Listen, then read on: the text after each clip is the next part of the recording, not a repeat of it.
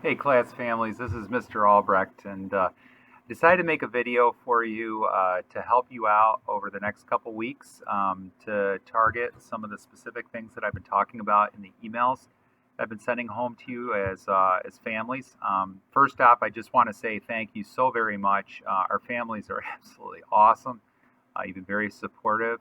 Homework, for the most part, has been pretty good, and we're really doing well at getting into a pattern with these children. So a lot of the things that I was concerned about, especially early on, I feel like we're in a much better place now, 6 weeks into school, and it's time to start progressing.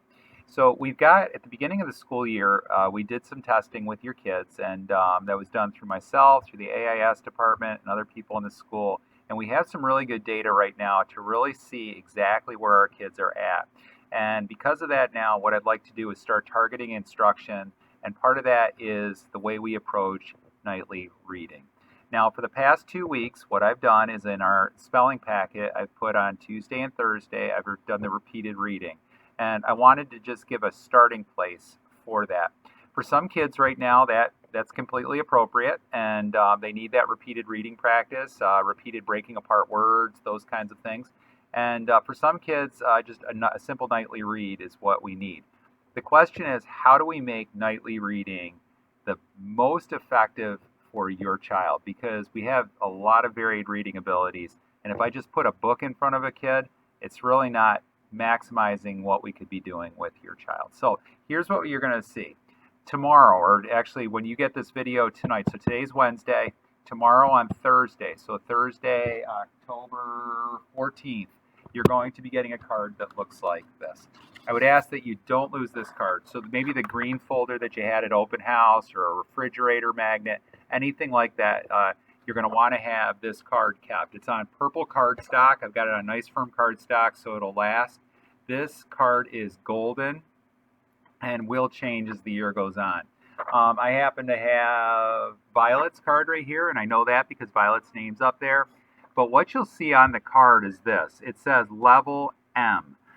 There's levels A to Z, Z being the exit ticket out of 8th grade, and A being the in ticket in the kindergarten. So going all the way through, we measure kids. It's called the Fontes and Pinnell Reading Assessment, and it's letters A to Z.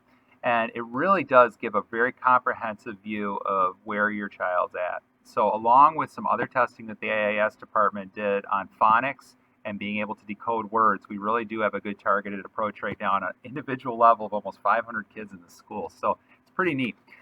What I'm doing personally, though, in this classroom is this.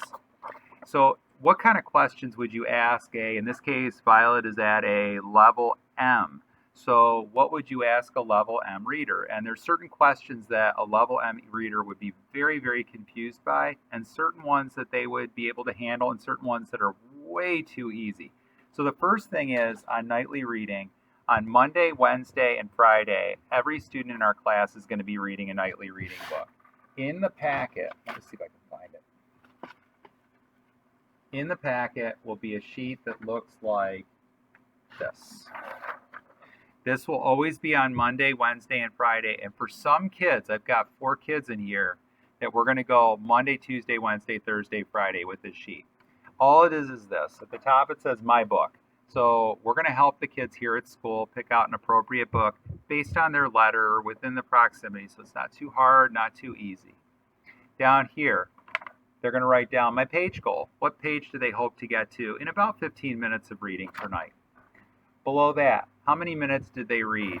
And what I would say is don't worry so much about the minutes, but worry more about getting to the end of a chapter. It doesn't make any sense to stop like in the middle of a page because the timer went off. It just doesn't stand for good reading. So we want to practice good reading habits of having a good ending point, predictable places.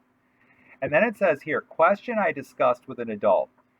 The question right here, and you can write it down if you feel it's more effective, or your child can write it down, is you are going to pick a question off of the card that matches up level-wise for your child, which is on these purple cards. And what I love about this purple card is this. On this side, I'll hold it right up to the camera. On this side, fiction. So if your child is reading a fiction book, these are questions that go along with fiction reading that are appropriate to ask your child at their level. Over here is the nonfiction side. So if it's informational text, if they're a big informational reader, these are questions that would make sense at their level. What I've done for now is I've created cards on your child's independent level. Later as the year goes on and we reassess in January, you are going to get another one of these. Hopefully you're seeing a higher letter at this point and with that on there. So every Monday, Wednesday, and Friday, your kids are going to have nightly reading. Every kid in the class is going to have nightly reading. The question is Tuesdays and Thursdays. On Tuesdays and Thursdays, some kids are going to have that repeated reading where they repeat 3 times. And that's because what I've noticed is that child is having trouble decoding words. There's some words that they're having trouble breaking apart. What I would like you to do is to really sit there, identify those words, hammer the words that they have. They're words that they're seeing again in language arts because our language arts series goes along with the readings that I'm sending home along with you. Okay? If you have any questions now that we're incorporating nightly reading, please reach out and ask. I've got to make 5 different types of packets because there's 5 different types of readers in the class. And I'm trying my best to make sure that your child's getting exactly what they need.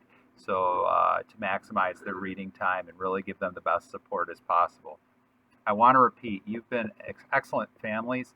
Everybody's been really doing their part and really being what I feel like is a great team in the education of these kids.